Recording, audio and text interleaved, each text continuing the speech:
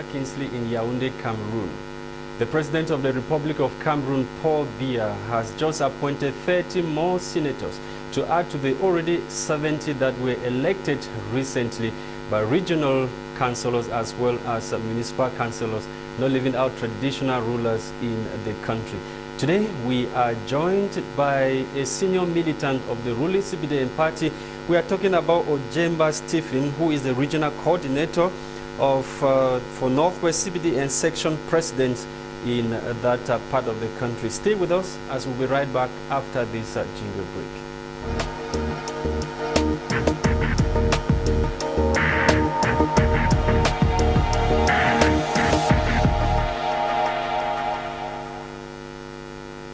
Ujambeng Stephen, thank you so much for joining me in this edition of the agenda. Thank you for inviting me, Mr. Kingsley Lasha. The pleasure is all mine. Coming to this program is so wonderful, and I think that our time here is not going to be wasted. With your permission, I want to extend regards to the militants of the CPM. Starting with the #1 militant of the party, the father of the nation, His Excellency President Paul Biya, who have remained steadfast, a constitutionalist, somebody who has shown love to his people, and always remain within the ambit of the law. Like you said, we've just come from elections to elect honorable members of the Senate, where the CBN have performed so wonderfully well, most especially in the Northwest. We'll be talking about that. And I think that I should take this opportunity to say congratulations to Prime Minister Emeritus, His Excellency Nsungkikang, who is the regional coordinator designated by the Central Committee as the permanent regional head for the CBDM in the Northwest.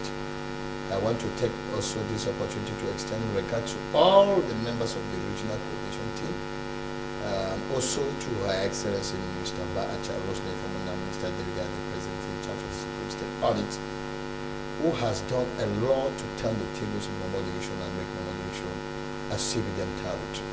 Okay, Ujambeng Stephen, let me begin by asking you this question. How dangerous is it for a CBD and senior militant during conflict? Good. Let me start by making a proper introduction of who Ujambeng is. I am called Ujambeng Stephen Andom, a member of the Regional Assembly Northwest, section president for Momo 4 Gig. Within the ambit of our organizations as leaders of the political party, the CBD, I happen to have been elected by section president to be the coordinator of the CBDM in the Northwest. But as the CBDM is, it is a party of order. We came to understand that there cannot exist two coordinators. Once the Central Committee have designated somebody as the coordinator. And so we work within the ambit of the law of the party and respect party hierarchy. Why did we come up with this? The question which you just asked. As an expert in conflict myself, with a master's degree in conflict, we thought that the crisis which is wrangling within the English-speaking regions, we as leaders of the party could not fool our hands and allow our militants suffer, because most of the targeted people within these two regions are the militants of the CBD. And so when they target our militants and we, the section president, the bosses of the party, do not come together to share ideas on how we can overcome the challenges, it makes it quite difficult. That's the reason why we came up with that organization where I was made the coordinator. It is quite challenging as a leader of a party that you cannot go down to the field and do things the way they were before. You can see danger in the air, but you cannot know or place your hand on who is perpetrating danger. Apart from some of those brothers who are well known on social media as the ambassadors of the war which is ongoing in the Northwest and Southwest. Whereas in the field itself, it becomes very difficult for you to know who is working with the forces of darkness or not. And so it is quite challenging. It is quite challenging because when you get up in the morning, You see all the faces are bright, but you never can tell who Among is the bright a dangerous faces person around the territory where you find So yourself. how have you been able to sail through? How be able to carry on with your work? Well, have there been, some circumstances where they have to target you particularly? Of course. I have suffered so much. I personally, I can't count how many times my posters have been put on the social media with triple crosses, red crosses on it, and tagged, wanted, dead or alive. And a ransom is put on the social media for whoever will bring me dead or alive. It is not an easy one. Again, organizing party activities in the field when you know that your image has been put on the social media and a ransom has been levied for somebody who can provide you dead or alive, it becomes very difficult for you to operate. But then, those of us who believe in God, we commit it all to God, and we keep talking to the people. We educate the people about conflict matters and make them to understand that the conflict that the one which we find ourselves in the Northwest, it is an intellectual war. It isn't an issue of a physical war. It is a conflict where intellectuals are supposed to sit on the table in dialogue and come out with possible solutions that can bring appeasement within the territory. And I think His Excellency President Paul Biya, a father who loves his country, already initiated dialogue. You all know that there was dialogue. And so if I am sitting here, I am a product of the dialogue that was initiated by the head of state to complete the decentralization. The regional assembly was enforced. And today we have members of the regional assembly. Your position, you hold a very key position. And whenever there is an election, you have to coordinate parties' activity up to the level of investiture. What role have you been playing when it comes to investiture of candidates at the level of your jurisdiction? Yeah, the first thing is that section president are the bosses of the party within their constituency. And so who are they investing? Militants. They are militants. And so for you to be invested, the section president must know who you are based on your activities on the ground. And so if you just emerge from the air and you think you could invest it, it's very difficult for you to go through. But first of all, the party is well organized. There are forms that the section president have to sign, investing you into the elections before they can now go into screening, looking at those who have been invested, and then look at who is the best among those who have been invested for pre-selections. Yes. And then once that is done, it is now sent to the central committee for final verdict of it. The central committee has the power to reject or to approve the candidate that have been sent. But they trust you. If you say A, the name A is competent. Yes. But I don't think they'll be able to. No, you must understand that the section is an arm to the central committee. And the central committee is the decision-making organ. Yeah, at the level of the section, you may have 4 or 5 candidates that you think they are qualified. You cannot restrict anybody from contest. If there are 5 or 10 that they are qualified, you recommend them and send it to the central committee. Well, first of all, we send it to the regional committee. The regional committee will compile the document and minute on their files and send it to the central committee. The central committee goes over the document again and look at it. Well, I'm saying so because there was an issue in Santa where the senator-elect, I'm talking about Senator Enwin, yes, Francis, there was newspapers were talking about him that he was an unpopular candidate, that the CBDM is trying to do something that will bring down the party at the level of Santa. But at the end of the day, let me just come to that.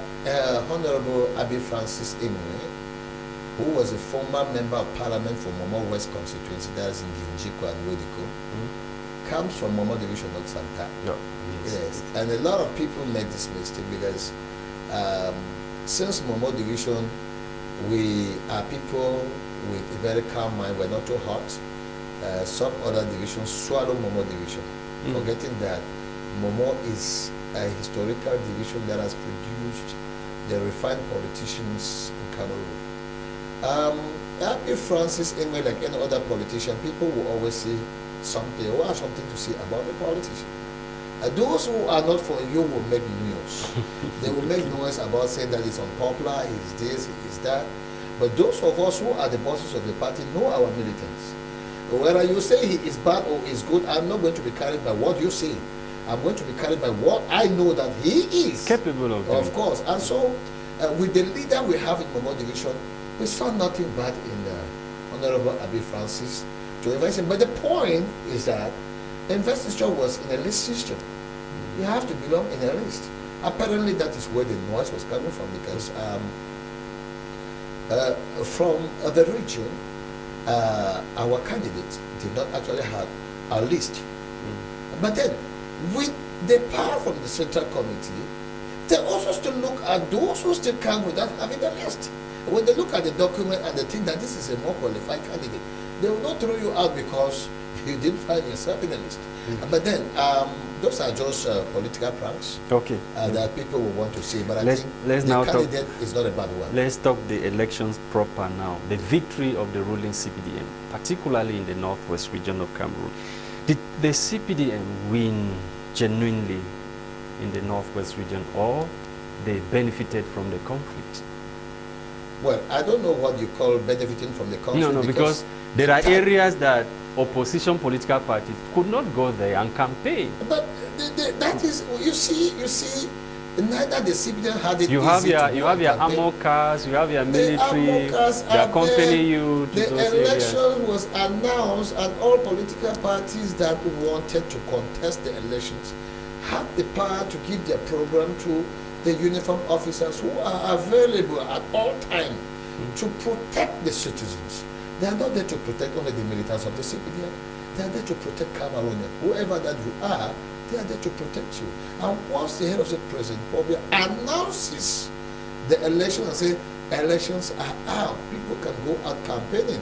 Every political party has a political program. You send out your program and consult the power that be, that okay, we want to be in Momo Division, we want to be in Mezab, we want to be in this. All the divisions in the Northwest, you give them your program the day you want to go, and then they will make themselves available to be able to provide some level of security for you to go to where you want to go to. And so I think that those who are complaining today is because they fail in their own duty in doing their homework.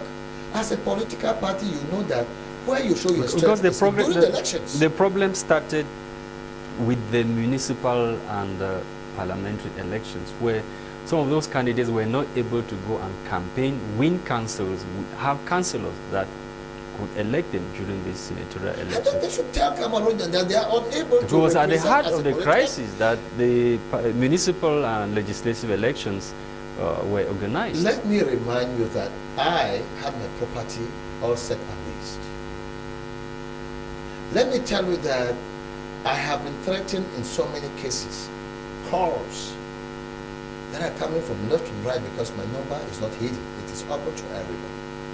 They will call me and tell me if they see you in the Northwest, you are a dead man. They will call me and tell me if they even hear you talk about the CPDM, you are gone. They threatened my family, they caught my sister and my father, tortured them and all.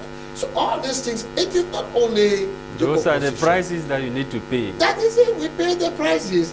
And so let the opposition not say that because the crisis were on. They should tell Cameroonians that they are unable to represent Cameroonians as a party in the opposition. And because I thought the opposition is there to give the other side of the coin. But if they themselves are not there to do it, it means that they want Cameroon to go back to a one-party system. Now, then they should surrender and tell Cameroonians that we are not now fit. You have won. What is the significance of this crushing majority of the ruling CPDM party? Is it a plus for democracy or shame? No, 94 senators against 6. That was I call the gesture of President Paul Biya. He gave it to the opposition. The political maturity of Cameroonians. I want to think that Cameroonians are mature enough politically to know what is good and what is bad. Yes, at the advent of multipartyism, the political parties in the opposition preached violence. You remember that the militants of the CPDM were tortured and their houses were set ablaze in the early 90s. Because many political parties who came in the opposition party wanted militants of the CPDM to be kept out completely from the political field, especially in the northwest and the southwest. And today, I think we are about 20-something years. Cameroonians have already matured to understand the difference between good and bad. Some of these political parties that wanted power were given the opportunity to showcase what they think they can do. Their examples are the worst. So they are sleeping, or is it that they don't know the how about doing politics, or they are sleeping? It is not that when you work on wrong principles, the outcome result is wrong. When you start by teaching the wrong principles to the people, you know lies telling will not last for long. There will be a day that the people will discover who you are. Look at the giant frontline opposition political party now with one senator, which came out of the magnanimity of President Paul Biya appointing a senator from the SZM political party. How do you interpret this appointment? Is it that the SZM has decided to join the government? By accepting this appointment? Nothing bad if the opposition wants to join the government. No, because people like Issa Chiruma Bakari, Bello Buba Maigari, their own is open. They had joined the CPD and they are working in coalition with the CPN for a very long time. But they are not militants of the CPN. They are joining to bring alongside their ideology what the team, the leader, which is the CPDM, can do to ameliorate the living conditions of Cameroonians. They are not joining to say that they have abandoned their political parties. Being in the opposition does not make you an enemy to the CPDM. It is just that you have another story to tell, which is different from what the CPDM is preaching. And so if the CPDM wins, telling out of the goodwill of the leader of the ruling party, I don't know. When you are opposing is for you to take over power. When you oppose, it is because you think that what you have is better than what the CPDM is proposing. And once you go to the field, it is present your political agenda to the audience. And the CPDM presents his own political agenda. And so if the CPDM wins, it means that the people buys the agenda of the CPDM better than the one you are presenting. But then that notwithstanding that you are failed, it doesn't mean that everything that you presented was bad. You could join the CPDM to bring in the best one, the good ones that were in your own proposal, which we could add to what we have to fine-tune the administration of the CPDM and make the administration of Cameroon a better one for all Cameroonians. So what is your view on the path to peace in the northwest and southwest regions? Where do we go from here? We work for peace. We work towards peace. If you want peace, you must live in peace with one another. If you want peace, you must work towards peace. Peace is not given. You work towards it. If we want peace in Cameroon, then we must stop perpetrating violence to one another. We must look at each and everyone as a brother. You must look at the things that are bad. That if I do this thing to this person, and if this thing is done to me, how will I feel? That is the angle in which, if we all put ourselves there, we will discover that there are certain things that we do that only inflate violence instead of bringing in peace. Yes, it is true that there is no perfect nation in the world. And like I have always said to people, that if you are looking for perfection, you go to heaven. But even in heaven, it was challenged because there was Lucifer. So there is no perfection. We all work towards perfection, which means there are lapses in all the procedures in which we work through. But then it now depends on how we overcome them. Are we doing them peacefully so that we ameliorate the living condition for us to live better? You cannot get your own brother and impute his hand because you want A or you want Z and it has not come. You impute his hand. After imputing his hand, does it come? It doesn't work. Don't forget that. The people we inflict pain in them, they live in the same area with us. They have their own families. They come a day. Their own family will retaliate. This is the son of this person from this family that came and did this to our person. Then there will never be peace. So if we want peace, we must stop violence and work towards peace. Okay, we must stop violence and work towards peace. Let's talk about your special message to President Paul Biya. What message do you have for your national chairman? I want to start by thanking His Excellency President Paul Biya, the father of the nation. Thanking him for the wisdom God has endowed in him And he has been so patient with us Cameroonians because we are too agitative. Cameroonians complain about everything. We write petitions. We are on social media condemning our country. And I'm sure we must have written a petition against this country and posted it to God. It is hanging somewhere in the air. But then we have a father who is so tolerant.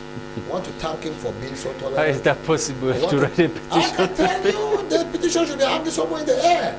Yes, because there is nowhere you will go on social media without seeing Cameroonians complaining against their own country. We have even defied the images of our country in foreign countries. You can imagine that. But yet we say we love our country. How do you love your country and you destroy what you are putting on? That gives the name to you. It doesn't work well. You are putting on a very good suit. I like your suit, Mr. Kingsley. And that I have said something which you don't like it. You start destroying what you're putting on you. You naked yourself. You're putting shame to yourself. You're not putting shame to me. Who said it?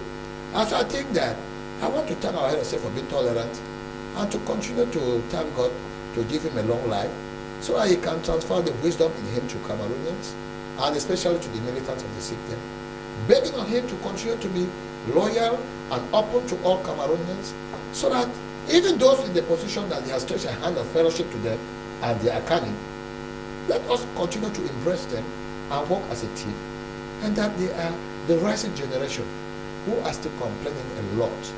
Yes, in his policy he has talked about giving an opportunity to the rising generation to be able to take their responsibility to their hands. Yes, Your Excellency, I think we still need to ameliorate the conditions in which we are giving them power so that a greater population of younger rising generation who are still complaining, like in the educational sector, there are a lot of them with certificates in their pockets, they have no jobs. If we could give that power to the regional councils to be able to implement the decentralization law, which gives them the power to recruit. That is to say, like in the Northwest and Southwest, where a special status has been given. But they cannot do that when you don't have the financial autonomy. You don't have the financial power. That is what you are giving the administrative power, but the financial power is not given to you. I am now complaining and crying to the head of state to look into that. Look at 15% given to councils. Well, I think if the power has been given to this regional assembly, like the SIPA has been devolved to the regional assembly, let it be effectively implemented. And then the assemblies will be able to derive other possibility of raising revenue to man their regions. We have the commissioners of education and sport and culture. If they could have that power to man that department of education, culture and sports, it will ameliorate the condition of the educational sector in the English sector, in the English zones. We have a commissioner for economy. If those commissioners could also be given a free hand to be able to exercise the power has been given to them, so that we can feel that we are an assembly. Let it not only be an assembly on paper, it should be an assembly. Would there not be conflict of interest? Who is supposed to do what at what level? I think with multiple administrators in their regions. You have the governor in the region, the regional council president in the region. They have so many of those commissioners that you are citing here.